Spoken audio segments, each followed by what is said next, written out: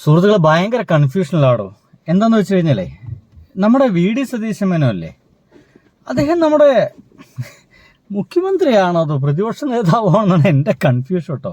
ഇതൊന്ന് കണ്ടോക്കിയേ.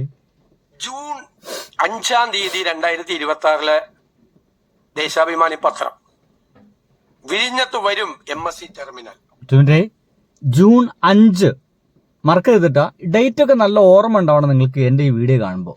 ജൂൺ 5 എന്നാണ് കേട്ടോ VD സതീശൻ മേനോൻ പറഞ്ഞേ. കേക്ക്. ഓഹരി വാങ്ങാനുള്ള ചർച്ച വേഗത്തിലാക്കി. ജൂൺ 5 ഞങ്ങളുടെ MD അവിടെ ചാർജ് എടുക്കുന്നത് ജൂൺ 11 ആണല്ലോ. ജൂൺ 11 ഞങ്ങളുടെ MD അവിടെ ജൂൺ 11 ഇവരുടെ MD ചാർജ് എടുക്കുന്നത്. ജൂൺ 5 ദേശാഭിമാനിയിൽ വാർത്ത വന്നത്. ശരി. മുമ്പ് അറിയാമായിരുന്ന ഏക പത്രം ദേശാഭിമാനിയാണ്. ദേശാഭിമാനിയുടെ സോഴ്സ് എന്താണ്? ഗവൺമെന്റ് ആണ് ദേശാഭിമാനിയുടെ സോഴ്സ്. ആ കഴിഞ്ഞ ഗവൺമെന്റിന്റെ കാലത്ത് കഴിഞ്ഞ ഗവൺമെന്റിന് നേതൃത്വം കൊടുത്ത ആളുകളാണ് ദേശാഭിമാനിയുടെ സോഴ്സ്. നിങ്ങൾക്ക് ഒരു മാധ്യമങ്ങൾക്കും കിട്ടാത്ത വാർത്ത വിഴിഞ്ഞത്ത് വരും. ഞാനിപ്പോഴാണ് കാണുന്നത്, ഇന്നലെയാണ് കാണുന്നത്. എന്തൊരു പച്ച കള്ളമാണ് നമ്മുടെ മുഖ്യമന്ത്രി പറഞ്ഞുകൊണ്ടിരിക്കുന്നത്. എന്തൊരു മഹാകള്ളമാണ്. എന്തിലാണ് ഇങ്ങനെ വളരെ പെട്ടെന്ന് തന്നെ തോറ്റുപോകും അല്ലെങ്കിൽ പൊട്ടിപ്പോകും എന്ന് അറിയാവുന്ന കള്ളങ്ങൾ VD സതീശൻ മേനോൻ പറയുന്നത്? പിണറായി വിജയന്റെ കാലഘട്ടത്തിൽ 11 അധികാരമെടുക്കുന്ന അല്ലെങ്കിൽ 11 ഇവരുടെ ഒരു ഓഫീസർ വിഴിഞ്ഞത്ത് അധികാരമെടുക്കുന്നത്, ആ ഒരു ഇൻഫർമേഷൻ ജൂൺ 5 തന്നെ ദേശാഭിമാനിയിൽ വന്നു എന്നാ പറയുന്നത്. നോക്കൂ, എന്തൊരു നുണയാണ് ഇത് എന്ന് പറയാൻ കാരണമായിട്ടുള്ളത്. ഇപ്പോൾ നിങ്ങൾക്ക് ഒരു ഫോട്ടോ കാണാം. വിഴിഞ്ഞം ഓഹരി കൈമാറ്റം സംബന്ധിച്ച് ജൂൺ 5 ദേശാഭിമാനി പത്രത്തിൽ വാർത്ത വന്നുവെന്നും അതെങ്ങനെയാണ് അങ്ങനെ വാർത്ത വന്നതെന്നുമാണ് ഇപ്പോൾ VD സതീശൻ ഒരു പ്രതിപക്ഷ നേതാവിനെ പോലെ വെല്ലുവിളിക്കുകയാണ്. ഇദ്ദേഹം ഒരു മുഖ്യമന്ത്രിയാണ്. ആ ശരീരഭാഷയെങ്കിലും ഈ ഒരു മുഖ്യമന്ത്രിക്ക് ഉണ്ടാവണം. ഇല്ല. LDF സർക്കാർ ദേശാഭിമാനിക്ക് മുൻകൂട്ടി വിവരം കൊടുത്തു എന്നാണ് സതീശന്റെ ആരോപണം. ഈ ആരോപണമാണ് ഞാൻ പറഞ്ഞത് മഹാനുണ. എന്നാൽ ഇക്കണോമിക് ടൈംസ് എന്ന് പറയുന്നൊരു പത്രമുണ്ട്. മുഖ്യമന്ത്രിക്ക് ഇത് കാണാത്തതൊന്നല്ല. ഇക്കണോമിക് ടൈംസ്, അതുപോലെ തന്നെ മാതൃഭൂമി എന്ന് പറയുന്നൊരു പത്രമുണ്ട്. നിങ്ങൾക്ക് എല്ലാവർക്കും അറിയാം. ഈ 2 പത്രത്തിലും ജൂൺ 5 ദേശാഭിമാനിയിലും മറ്റും വന്നതെങ്കിൽ അതിനേക്കാൾ മുമ്പ് ജൂൺ 1 ഇക്കണോമിക് ടൈംസിലും ജൂൺ 2 മാതൃഭൂമി പത്രത്തിലും ഈ വാർത്ത വന്നിരുന്നു. അതും കഴിഞ്ഞിട്ടാണ് ജൂൺ 5 അല്ലേ? 1ഉം 2ഉം കഴിഞ്ഞിട്ടല്ലടോ 5 വരുള്ളൂ. 1 ഇക്കണോമിക്സ് ടൈംസിൽ വരുന്നു, 2 മാതൃഭൂമിയിൽ വരുന്നു, 3 വന്നില്ല, 4 വന്നില്ല, 5 ദേശാഭിമാനിയിൽ ഈ ഒരു വാർത്ത വന്നത്. ഏത് വാർത്ത? വിഴിഞ്ഞം ഓഹരി കൈമാറ്റം സംബന്ധിച്ച വാർത്ത. അപ്പൊ പിന്നെ ഈ VD സതീശൻ പറഞ്ഞത് മഹാനുണയല്ലേ? എന്തിനാണ് 1 മണിക്കൂർ കൊണ്ടൊക്കെ പൊളിയാവുന്ന ഇത്തരം നുണകൾ നമ്മുടെ VD സതീശൻ പറയുന്നത് എന്നുള്ളതാണ്. ഇനി നിങ്ങൾക്ക് ആ ഇക്കണോമിക് ടൈംസും മാതൃഭൂമിയുടെയും ഫോട്ടോ വേണമെങ്കിൽ അതിതാ നിങ്ങളുടെ മുമ്പിൽ ഇങ്ങനെ കാണിച്ചു തരുന്നു. കണ്ടില്ലേ? ഇതാണ് യാഥാർത്ഥ്യമെന്നിരിക്കെ എന്തിനാണ് ഇങ്ങനെ പച്ച നുണ പറയുന്നത് നമ്മുടെ VD സതീശൻ? ഇതൊക്കെ പറഞ്ഞിട്ട് അദ്ദേഹത്തിന്റെ ഒരു ഏറുണ്ട് കേട്ടോ. എവിടെ അത്? എവിടെ? അതാ. എന്താണ് കേരളത്തിൽ നടക്കുന്നത്? കേരളത്തിൽ നടക്കുന്നത്? ഞങ്ങൾ തീരുമാനിച്ചിട്ടുണ്ട്.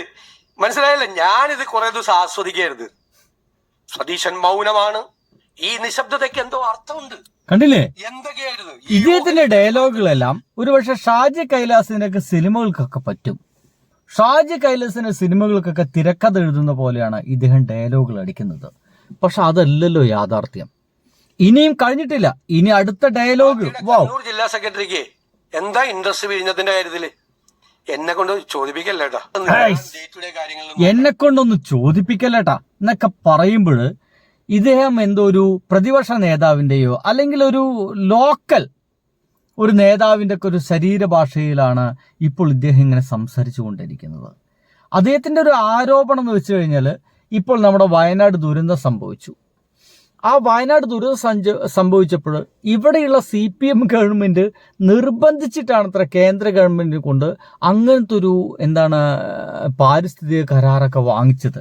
അതിനൊരു ഉത്തരം ഗംഭീരമായിട്ട് നമ്മുടെ റിയാസ് കൊടുക്കുന്നുണ്ട്. അതിങ്ങനെയാണ്. ഒരു മന്ത്രി സംഭവം നടന്ന ഉടനെ എവിടെ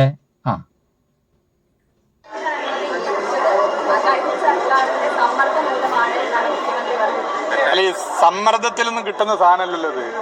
സമ്മർദ്ദത്തിൽ മുഖ്യമന്ത്രി കസേര കിട്ടുന്നത് പോലെയാണോ ഈ പാരിസ്ഥിതിക അനുമതി കിട്ടലും കോടതിയുടെ പരാമർശം വരലും? അതിനൊന്നും മറുപടി അറിയിക്കുന്നില്ല. ഗംഭീരല്ലേ? സമ്മർദ്ദത്തിൽ കിട്ടുന്ന പോലെയാണോ? ഇപ്പൊ തന്നെ ആ വയനാട് ദുരന്തം സംഭവിച്ചപ്പോൾ ഈ ഗവൺമെന്റ് എത്ര പെട്ടെന്ന് സ്പ്ലിറ്റായത്. VD സതീശൻ കമ്പനിയെ കുറ്റം പറയുന്നു അല്ലേ? T സിദ്ദിഖ് PWന് കുറ്റം പറയുന്നു. PW ഞങ്ങളുടെ പ്രശ്നമല്ലാതെ കൈയെഴുകുന്നു. നോക്കൂ, നമ്മുടെ നാട്ടിലൊരു പ്രളയവും മറ്റൊക്കെ ഉണ്ടായിക്കഴിഞ്ഞാൽ അശാസ്ത്രീയമായിട്ട് മഴ പെയ്തുകൊണ്ടാണ് പ്രളയം ഉണ്ടായതെന്ന് പറഞ്ഞിട്ട് ഇവർ കൈയെഴുകില്ലേ? ഞങ്ങൾ പറഞ്ഞിരുന്നത് ജൂൺ ജൂലൈ മാസത്തിൽ പെയ്താൽ മതി മഴ എന്നാണ്. പക്ഷേ അവർ വളരെ പെട്ടെന്ന് തന്നെ പെയ്തു പോയി, അതുകൊണ്ട് ഞങ്ങൾക്കൊന്നും ചെയ്യാൻ പറ്റില്ല എന്ന് പറഞ്ഞിട്ട് ഇവർ കൈയെഴുകില്ലേ? അതൊക്കെ നമ്മളിത് കേൾക്കേണ്ടി വരില്ലേ? എന്തൊരു ദുരന്ത അവസ്ഥയിലൂടെ നമ്മൾ പോയിക്കൊണ്ടിരിക്കുന്നത്. ഇനി അത് കേൾക്കണോ എന്തൊക്കെയാന്നുള്ളത്? ഒരു മന്ത്രി സംഭവം നടന്ന ഉടനെ തന്നെ പറഞ്ഞത് മാൻ മെയ്ഡ് ഡിസാസ്റ്റർ എന്നാണ്, മനുഷ്യനിർമ്മിത ദുരന്തമെന്നാണ്. മറ്റൊരു മന്ത്രി പറഞ്ഞത് ഇത് എന്റെ വകുപ്പിനെ ബാധിക്കുന്ന പ്രശ്നമല്ല, എന്റെ വകുപ്പല്ല ഇതിന്റെ കാരണം, മറ്റു വകുപ്പാണെന്നാണ്. വേറൊരു മന്ത്രി പറഞ്ഞത് ഇത് പഴയ ഗവൺമെന്റ് ഉണ്ടാക്കി വെച്ച പ്രശ്നമാണെന്നാണ്. മുഖ്യമന്ത്രി പറഞ്ഞത് കരാറുകാരനാണ് ഇതിന്റെ എല്ലാം കുഴപ്പം എന്നുള്ളതാണ്. ഓരോ പൗരനും പരാതി പറയാൻ വേണ്ടി സാധിക്കുന്ന ഒരു വ്യക്തിയാണ് മുഖ്യമന്ത്രി. മുഖ്യമന്ത്രി കസേരയിൽ ഇരിക്കുന്നവർ ഏതൊരു മനുഷ്യനും ഏതൊരു പൗരനും പോയി പരാതി പറയാൻ പറ്റുന്ന ആളാകണം. എന്നാലും ഇതിപ്പോ നമ്മൾ ഇതിൽ പരാതി പറഞ്ഞു കഴിഞ്ഞാല് നടപ്പിലാക്കി തന്നെ എന്ന രീതിയിലുള്ള ഒരു കാരണവശാലും കൊടുക്കൂല എന്ന രീതിയിലുള്ള വർത്തമാനങ്ങളല്ലേ ഇവരൊക്കെ പറയുക. അതാ പറയുന്നത് VD സതീശൻ പ്രതിപക്ഷ നേതാവല്ല, മുഖ്യമന്ത്രിയാണ്. അതിന്റെ ഒരു നിലവാരമെങ്കിലും അദ്ദേഹം കാത്തു സൂക്ഷിക്കണമെന്നുള്ളതാണ്. പൂർണ്ണമായിട്ടും വസ്തുതാവിരുദ്ധമാണെന്ന് ഏതൊരാൾക്കും ഇന്റർനെറ്റ് തപ്പിയാൽ 5 മിനിറ്റ് കൊണ്ട് വരെ കിട്ടാവുന്ന ഒരു കാര്യം മുഖ്യമന്ത്രി കസേര എന്ന ഭരണഘടനാ പദവിക്കകത്തിരുന്ന് ആധികാരികമെന്ന മട്ടിൽ ഇതുപോലെ വെല്ലുവിളിച്ച് ഒരു മുഖ്യമന്ത്രി പറയാമോ? അദ്ദേഹം മുഖ്യമന്ത്രിയാകണം. പ്രതിപക്ഷ നേതാവിന്റെ ശരീരഭാഷയും വെല്ലുവിളികളും അല്ല വേണ്ടത്, മുഖ്യമന്ത്രിയാകണം. ഇതിനാണ് മനസ്സിലേ? അപ്പോ ഇങ്ങനെ നുണകൾ പറഞ്ഞുകൊണ്ട് എത്ര കാലം VD സതീശൻ മുന്നോട്ട് പോകും? VD സതീശ മേനോൻ മുന്നോട്ട് പോകും. ബൈ.